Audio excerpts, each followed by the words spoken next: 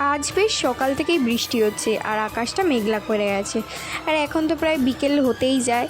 তো এই সময় দেখো কি ঘন কালো করে এসছে, তার মধ্যে আমার খেতে ইচ্ছা হয়েছে জাম মাখা। তো আমি জাম নিয়ে চলে এসেছি, আর জামগুলো এত সুন্দর সুন্দর দেখতে, জাম মাখা করে খেতে তাহলে কত ভালো হবে।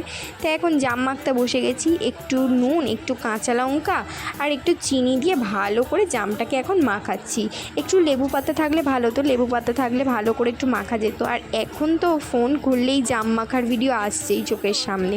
বলতে গেলে সব ইনফ্লুয়েন্সাররাই এখন জাম মাখার ভিডিও বানাচ্ছে, তাই আমিও বা বাদ যাই কেন, তাই আমিও একটু বানিয়ে ফেললাম জাম মাখা।